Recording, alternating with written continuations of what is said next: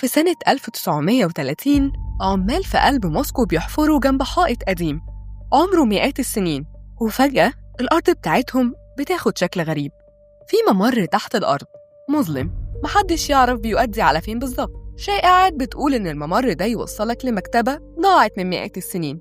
مكتبة كانت ملك الواحد من أرعب حكام التاريخ، حكام كانوا بيقتلوا الناس عشان مجرد شك، ومع ذلك خبوا كنوزهم العلمية جوه الأرض تحت أقدام أعتى قصر في تاريخ روسيا. نفس المكان ده فيه جرس أضخم من عمارة كاملة اتصنع بحجم رهيب، وبعد كل الفلوس والمجهود اللي اتصرف عليه محدش سمعه بيدق ولا مرة واحدة بس في حياته. وجنبه مدفع أضخم من أي مدفع شافه العالم، اتعمل عشان يرهب الأعداء، وقعد قرون كاملة من غير ما يطلق طلقة واحدة. حاجة غريبة إنك تبني أعظم الحاجات وتسيبها من غير ما تستخدمها، وكأن الهيبة والرعب أهم من الفايدة نفسها. نفس المكان ده كمان عاش فيه قياصرة اتقتلوا في قصورهم، وزعماء غيروا وش العالم من على مكاتبهم، وحروب اتخططت ليها في غرف تحت الأرض محدش يعرف عنها حاجة. مكان واحد شاف كل ده، من غزو المغول لحد الثورة البلشفية لحد أزرار نووية ممكن تغير خريطة الكوكب. المكان ده هو الكريملين، القصر اللي مش قصر بس، ده حصن ومركز حكم وأسطورة قايمة لحد النهاردة في قلب موسكو. أهلاً بيكم في حكاوي الرغايين.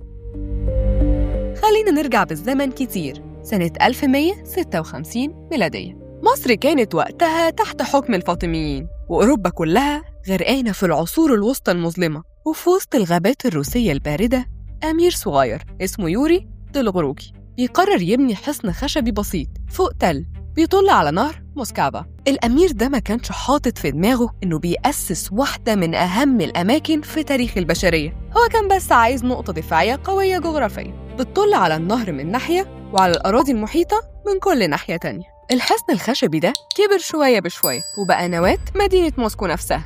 بس الحكاية ما كملتش بسلاسة، لأن بعد حوالي قرن ونص المغول اجتاحوا روسيا كلها وداسوا على كل حاجة قدامهم، وموسكو كانت من ضمن اللي اتدمرت، والحصن الأول ده اتهدم تماماً. تخيل معايا حاجة بتتبني بحلم كبير وبعد كام جيل بس تتمسح من على وش الأرض. لكن الروس ما استسلموش. سنة 1339 بعد ما خفت سيطرة المغول، الأمير إيفان كاليتا أعاد بناء الحصن، لكن المرة دي بحوائط من خشب البلوط القوي بدل الحصن الطيني القديم.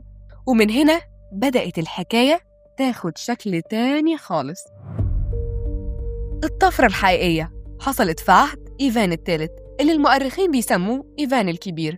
الراجل ده كان طموحه أكبر من مجرد حصن خشبي، هو كان عايز يبني رمز قوة يليق بدولة بتوحد كل الإمارات الروسية. فجاب مهندسين معماريين من إيطاليا نفسها، من بلد النهضة الأوروبية، عشان يصمموا له حصن حجري ضخم يجمع بين قوة العمارة الدفاعية الإيطالية وروح الطراز الروسي الأرثوذكسي. الحكاية دي في حد ذاتها غريبة، إنك تلاقي أساطين العمارة الأوروبية بيبنوا لك قلب المشروع الروسي القومي، وده بالظبط اللي حصل. والنتيجة كانت الأسوار الحمر اللي احنا شايفينها لحد النهاردة بارتفاعات مختلفة بتتراوح بين 15 لتقريباً 19 متر، وبطول إجمالي بيقرب من 2.25 كيلومتر بيلفوا حوالين القصر بالكامل. وعلى طول السور ده مبنيين 19 برج، كل واحد فيهم ليه شكل وقصة. في أبراج مربعة وفي أبراج مدورة في الزوايا عشان تدي مجال رؤية أوسع للحراس، وفي برج واحد بس اسمه كوتافيا مش متصل بالسور خالص، وده اللي بيخليه 20 لو حسبناه، لكنه منفصل تماماً وبيقف لوحده كأنه حارس قديم نسيه الزمن بره الأسوار. من أشهر الأبراج برج سباسكيا اللي فوقه ساعة شهيرة بتدق كل ساعة، وصوتها ده كان بيتذاع فعلياً في نشرات الراديو الروسية زمان كعلامة بداية اليوم الجديد. الأبراج دي زمان كانت متوجهة بنسور روسية بروسين رمز القياصرة، لكن الحكاية اتغيرت تماماً سنة 1935.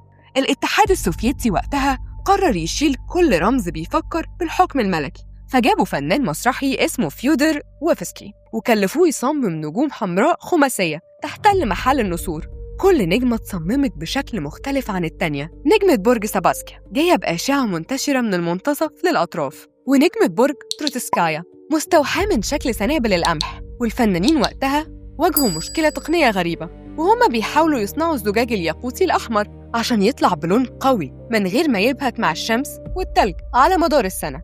النجوم دي لسه شغالة ومضيئة لحد النهاردة، مش بس بالكهرباء لكن بنظام تهوية داخلي بيمنعها إنها تتلخبط مع الحرارة. جوه الأسوار دي القصر مش مبنى واحد، ده مجمع كامل من القصور والكنايس المتلاصقة. في قصر الأوجه، وده كان بيستخدم زمان لاستقبال السفراء والوفود الأجنبية، وسمي كده لأن واجهته اتغطت بحجر مقطع على هيئة أوجه هرمية عشان يدي انطباع أول قوي لأي زائر أجنبي جاي يفاوض القيصر. وفي قصر تريمانوي بتصميمه الملون المبهج اللي بيفكرك بالحواديت الروسية القديمة. وفي أطقمهم القصر الكبير اللي اتبنى في القرن ال19 بأمر من القياصرة عشان يبقى المقر الرسمي للعائلة الإمبراطورية الروسية كلها، وده اللي لسه بيستخدم لحد اليوم في المناسبات الرسمية لرئاسة روسيا. وجنب القصور دي ساحة اسمها الساحة الإيفانوفسكية، وفيها الاتنين اللي حكيت لكم عليهم في الأول. مدفع القيصر اتصب سنة 1586 في عهد القيصر فيودور إيفانوفيتش بوزن يقرب من 40 طن وطول أكتر من 5 أمتار، وكان الهدف منه الدفاع عن الكريملين وترهيب أي عدو بيفكر يقرب. المدفع ده دخل موسوعة جينيس كأكبر مدفع من حيث العيار في التاريخ، بس المفارقة إنه ما استخدمش في أي معركة حقيقية. وفي آثار بسيطة بتقول إنه اتجرب مرة واحدة بس على الأكثر. الكاتب الفرنسي فولتر علق على الموضوع ده بخفة دم، وقال إن أعظم حاجتين في الكريملين هما جرس محدش دقه ومدفع محدش طلق منه رصاصة، وده بالظبط اللي هنيجي نحكيه دلوقتي. جنب المدفع جرس القيصر اتصب سنة 1735 بأمر من الإمبراطورة آنا إيفانوفنا بوزن رهيب بيتعدى 200 طن وارتفاع أكتر من 6 أمتار، يعني تقريباً بناية من دورين. لكن أثناء عملية الصب نفسها حريق كبير اندلع في المكان، والعمال في محاولتهم يطفوا النار سكبوا مياه باختة على المعدن المنصهر، والفرق الحراري المفاجئ ده خلى قطعة ضخمة من الجرس تتشقق وتنكسر منه وهو لسه في القالب. النتيجة إن الجرس اللي المفروض يبقى أعظم جرس في العالم فضل تحت الأرض حوالي 100 سنة كاملة قبل ما يطلعوه ويحطوه معروض، لكنه من يوم ما اتصنع محدش سمعه بيدق ولا مرة واحدة بس في حياته. النقطة دي بالذات هي اللي بتخلي الكريملين مكان غريب فعلاً. إزاي أعظم مدفع في العالم ما يطلقش رصاصة وأعظم جرس في العالم ما يدقش نغمة؟ وبرضه الاتنين فضلوا رمز قوة وهيبة لقرون طويلة. الرمزية أحياناً بتبقى أقوى من الاستخدام الفعلي. طيب فين اختفت المكتبة اللي حكيت لكم عليها في الأول؟ الحكاية دي من أشهر الأساطير المرتبطة بالكريملين ومعروفة باسم مكتبة إيفان الرهيب المفقودة.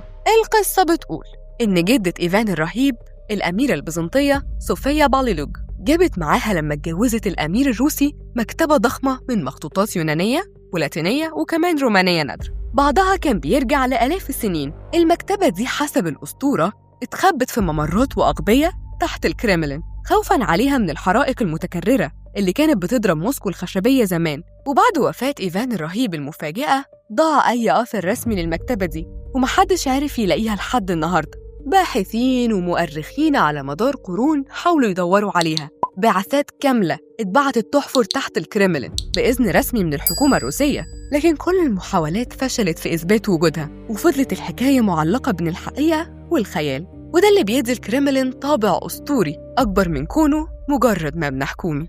ولو مشينا كمان جوه أسوار الكريملين هنلاقي مبنى تاني اسمه متحف الأسلحة، وده من أقدم وأغنى المتاحف في روسيا كلها، وأصله يرجع لمصنع كان بيصنع ويخزن سلاح ومجوهرات القيصر من سنة 1508. جواه كراسي عرش كاملة مغطاة بالذهب والعاج، من ضمنها عرش عاجي ينسب لإيفان الرهيب نفسه، وفي تيجان القيصرة اللي اتورثت من جيل لجيل، وأشهرها قبعة مونوماخ، تاج ذهبي مرصع بالفراء والأحجار الكريمة.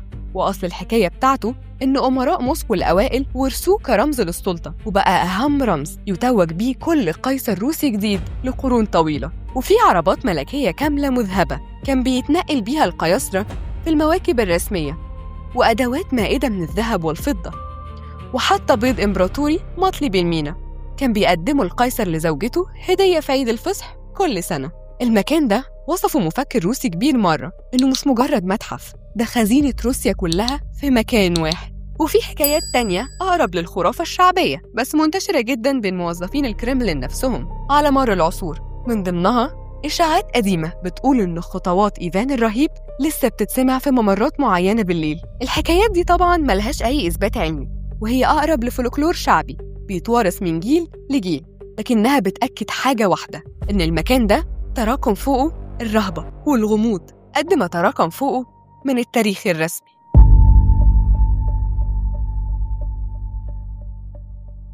أهلاً بيكم في حكاوي رغايين.